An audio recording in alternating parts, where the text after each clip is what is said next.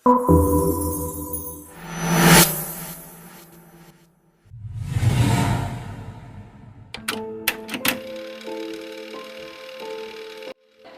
classroom, every barangay, and every moment of guidance. Teachers leave a mark that lasts a lifetime. This is their story, the story of our community's unsung heroes.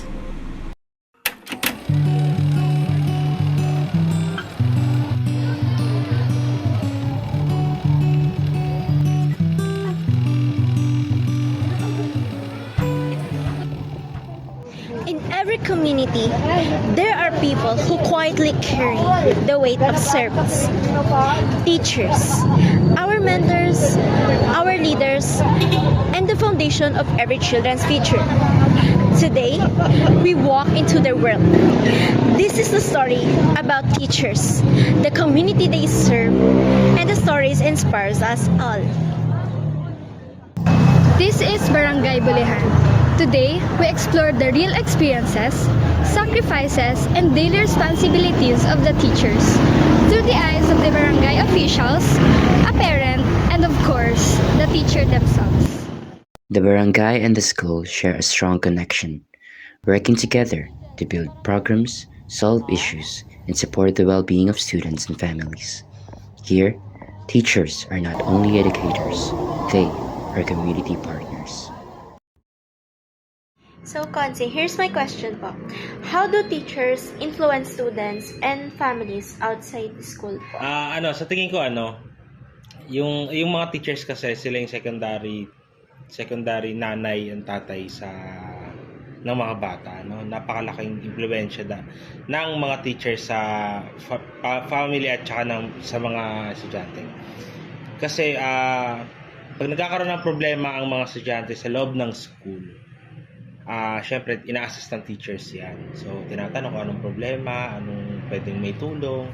Then kapag hindi nakapasok yung estudyante within several periods of time, ina-assist din ng teachers na nag-home visit. So doon nalalaman ng teachers, minsan pinapangaralan ng teachers, tinatanong kung anong problema. Then yung mga learnings na hindi lang sa subject na tinuturo nila, kundi syempre yung sa mga, lalo medyo may edad yung teacher, no? Yung tunala sa buhay. Kasi ngayon ang generation ngayon ng mga nanay at tatay, mga millennials na yan hindi na yan yung mga sinauna pa So napakalaking impact, napakalaking maraming natututunan yung mga magulang, lalo't magulang, mga teachers, no? Hindi lang yung mga estudyante. So kung yung influence nila,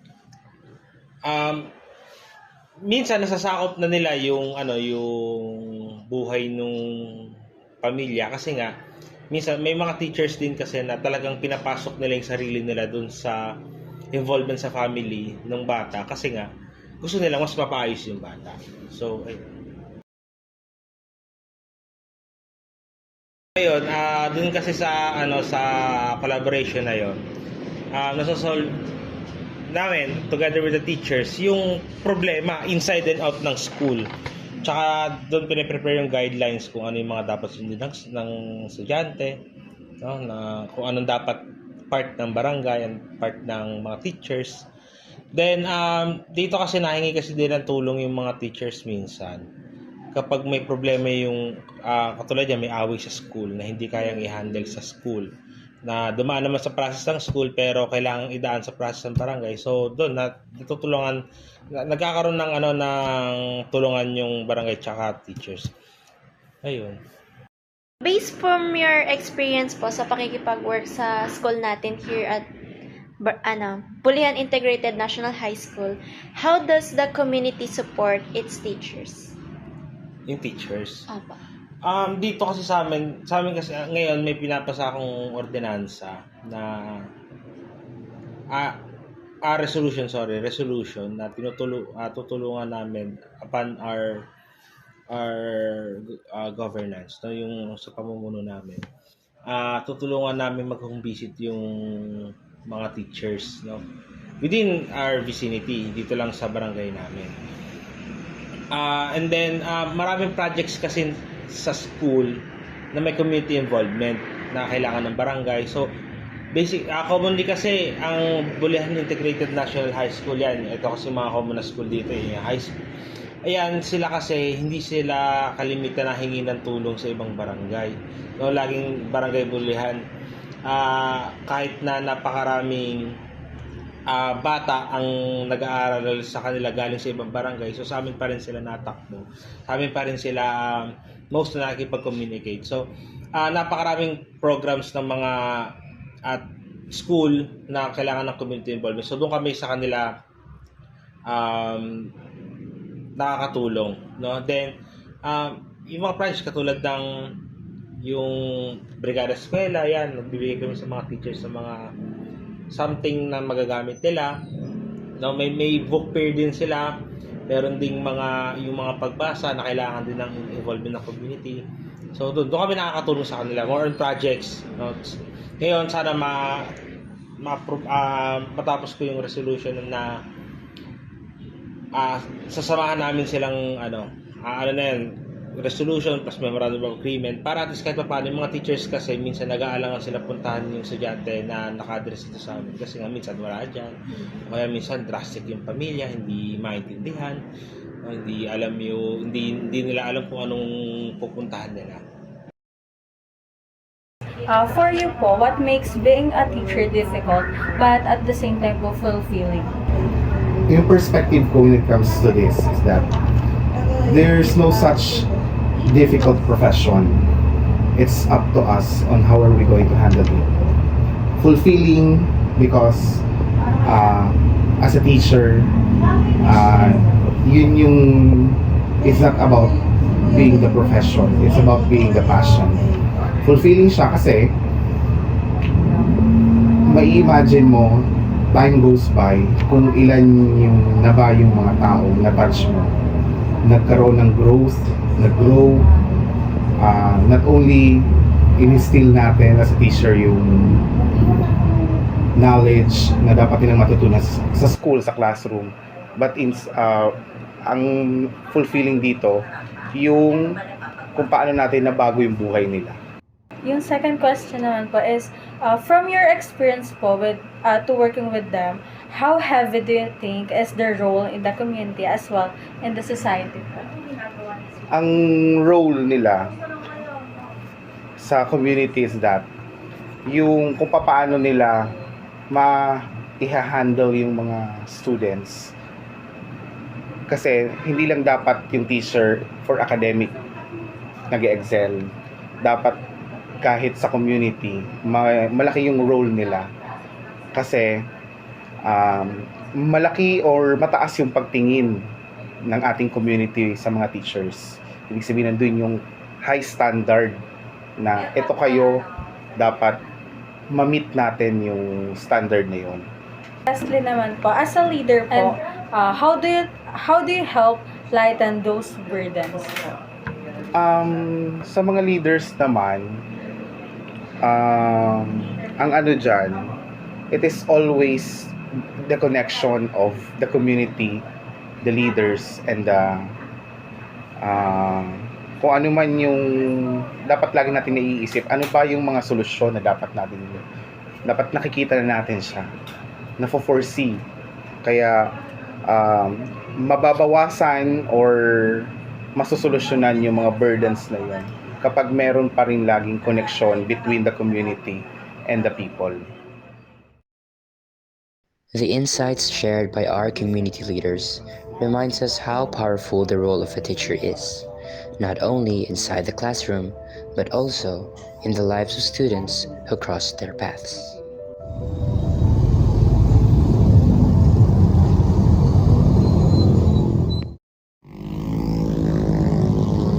From Silang to Dasmariñas, we have traveled to meet a parent who is very much involved with her child's education.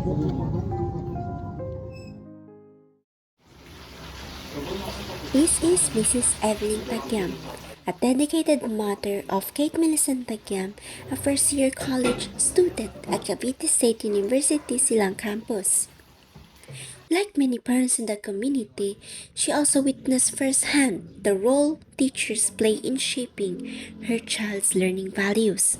What do you think is the most important thing a teacher does for their students?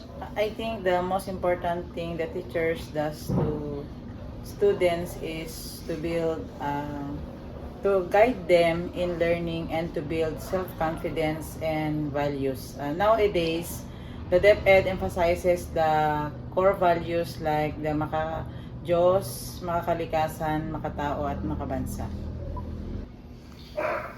As a parent, how do you see the teacher's role in your child's growth? I see teachers as a partner in my child's academic and personal development. Teachers help shape my child's knowledge and develop values and then the love for learning.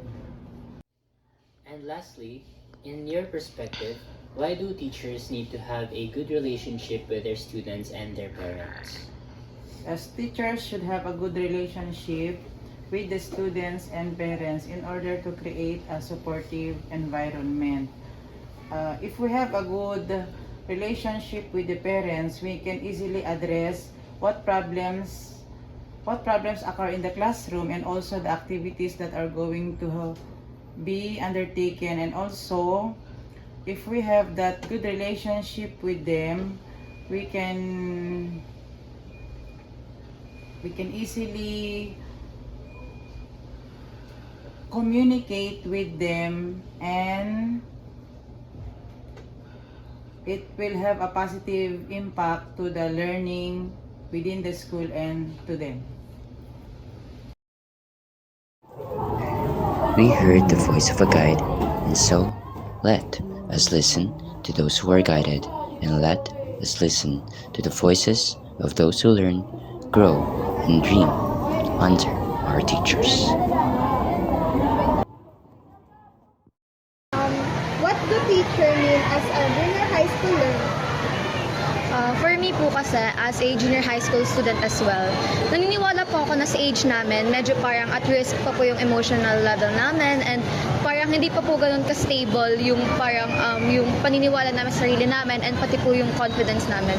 So I believe po yung mga teachers po namin sa age po namin ngayon is yung parang nag-stand as our parent na dito sa pangalawang bahay po namin, which is a school.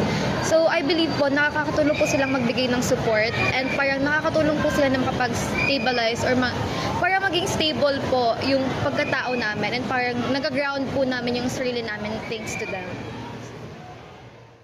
So for you, what's one thing a teacher did that really inspired or helped you as a student? For me po, constant encouraging po. Kasi po, sabi nga po nila, ang teacher po is yung second parent po natin. They not only give us lessons about sa school po, pero po also as life lesson po na nag-encourage po talaga sa amin. And besides po, sa bawat problema po namin or sa mga struggles ganun po is andun po sila. So, parang mas nakaka-inspire po na maging sila po na na sana po balang araw may mga taong ganun po. So for your last question, how do your teachers influence your goals or dreams for the future? So, ayun nga po, since yung teachers po namin is yung parang second parent namin or yung lagi po namin nakakasalumuha in our everyday life. Parang sila po kasi sa mata namin, sila po yung parang like epitome na, ay, paglaki ko dapat ganito ako, dapat successful ako katulad ni ma'am or ni sir. So parang ang dating po sa amin nun is yung mga teachers po namin, is sila po yung mga susundan namin ng yapak in the near future.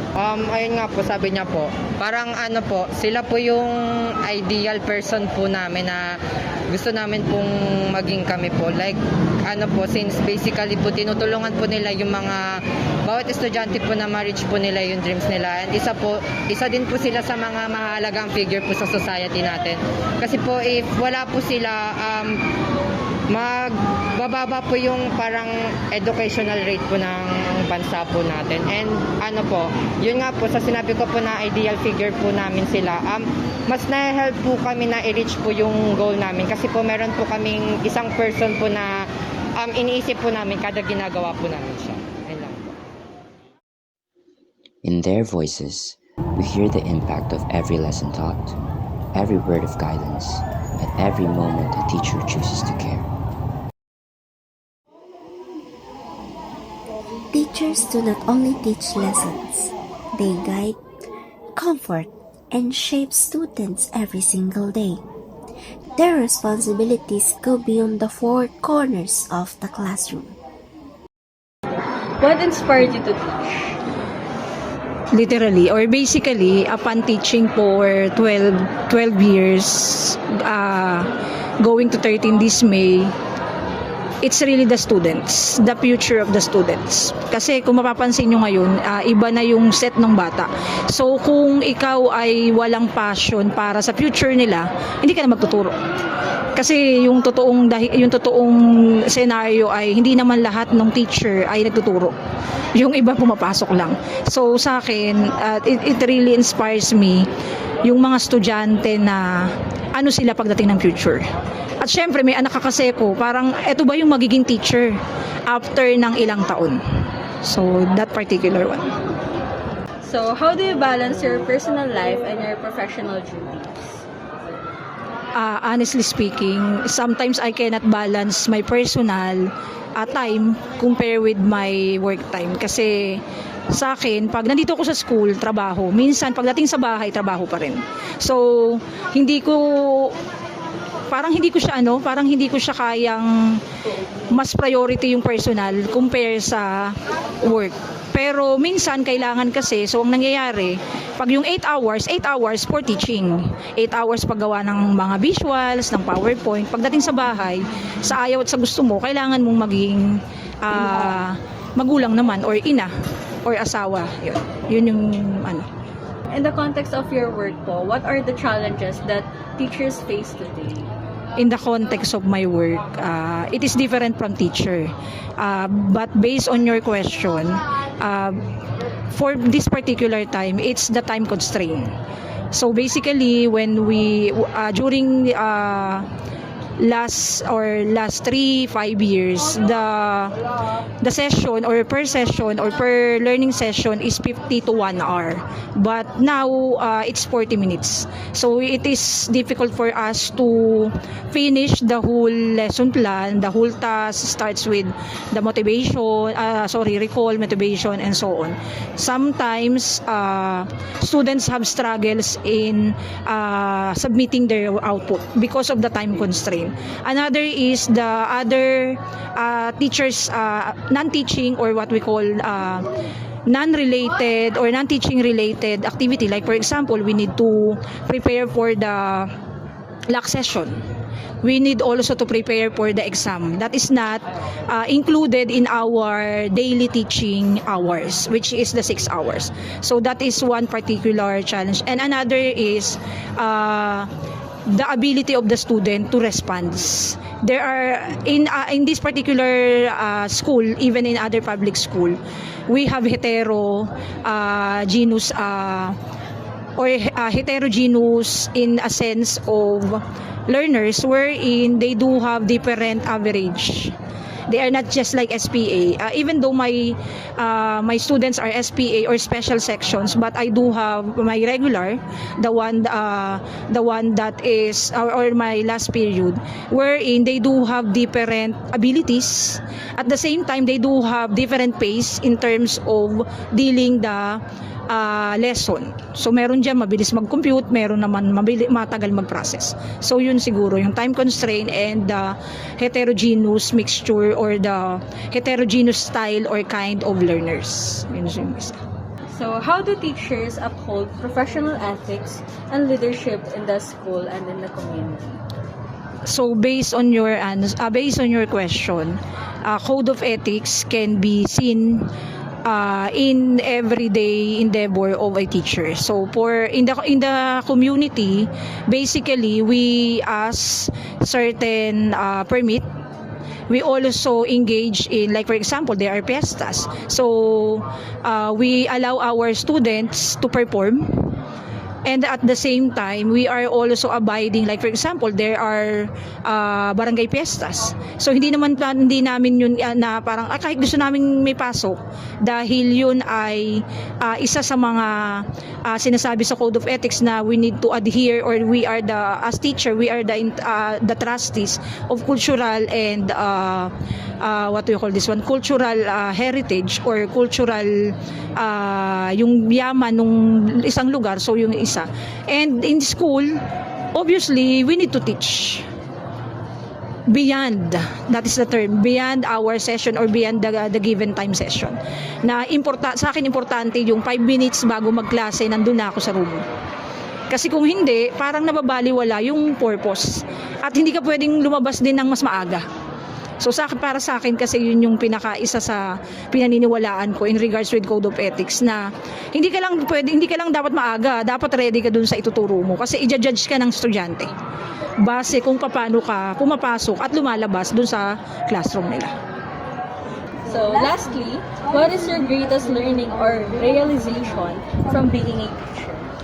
Greatest realization that teaching is not only depending on the salary, because sometimes salary is just second best reward of being a teacher. Specifically in my case, being a master teacher is not easy.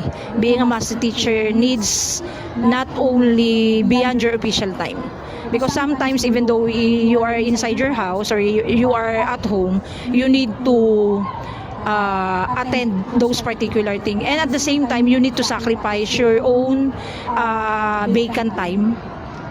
And at the same time, as a teacher, education is important.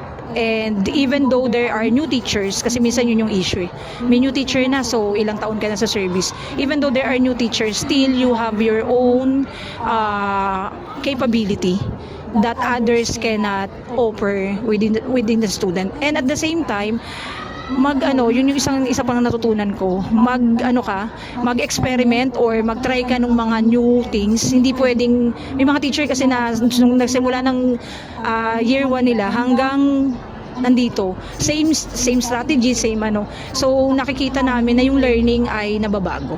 So kailangan mag-adjust kami base doon sa kailangan ng estudyante.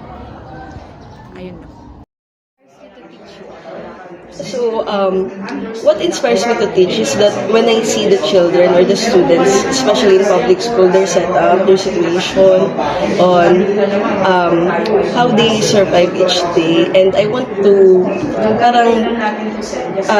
when I saw it during my OJT or practical teaching, I want to be part of the changes that would happen in their life. So basically, what inspires me to teach is to help children change the course of their lives. Teachers cannot change their lives drastically, but we could help. We could make a dent and change the direction of the course of their life. Basically, it's difficult to separate your teaching and your personal life, because in teaching it's 24/7. There are times that parents will call you. There are times that students will chat you late at night. Even though it's not teaching related personal problems, they would lean on you. But to make a boundary, you should set a limit as well. But you cannot technically segregated teaching to your personal life. It's integrated, but you need to dwell on it and make time for yourself as well. There are so many challenges that teachers faces today, especially within the environment, the curriculum. But I think the most pressing issue is within the curriculum, because we keep on changing it because of the secretaries that we are dealing with. We are changing, for example, we are just transition from K to 12, and then now we have medical curriculum, and then now suddenly it will become we were going to change another curriculum, so that I think that's one of the pressing issues and challenges that we face, because the mastery towards the students are not being maintained because of the continuous changes within the curriculum. So I think that's one of the most challenges that we are facing. I think teachers basically teachers are human as well, so we commit mistakes. We are not perfect though, but we try to keep it morally upright. Lagi ako naniniwala na as a teacher, hindi naman ako perfect, pero I try na piliin lagi maging mabuti. That's my guiding principle. It's easy to be right, pero hindi laging madali maging mabuti. So yun yung in-instill ko din. And I think that's one of the things that makes me uphold my professional ethics. Piliin lagi maging mabuti. My greatest realization as a teacher, I think, is teaching and learning never stops. Kumbaga, the learning, even though you're a teacher, you continues to learn. Your growth doesn't stop within after graduation. And as well as, you do not only teach the students with the academically, you touch them holistically. Yun yung changes na na-impact natin. And as a teacher, na-realize ko, as you go encounter many students na nagkakaroon din sila ng impact sa iyo. They make who you are as tumatatas yung teaching experience mo. Minamold ka din ng mga students mo. You're learning something from it. Pag hindi to effective, pwede palang ganitong approach. They are teaching you something as well. So, yung as a teacher, yung natin, hindi nag-stop. Yung pagkatuto, ganun din sa bata. I think that's one of my realizations sa teaching, and parang we could make an impact talaga. Teachers can make or break the students, and it depends on how we teach them and touch their lives then. The collaboration between the school and the community creates a powerful cycle. Teachers help shape responsible youth while the community supports the vision of education. Through leadership, compassion, and service, teachers become the heart of local development. Teachers are not just educators. They are our community builders, leaders, and lifelong guides. The stories we hear today reminds us that teaching is not only a profession, but also a mission that affects us and transforms us in every single way. So, to every teacher who continues to serve with passion and perseverance, your impact reaches far beyond the classroom. This is your story. This is your legacy.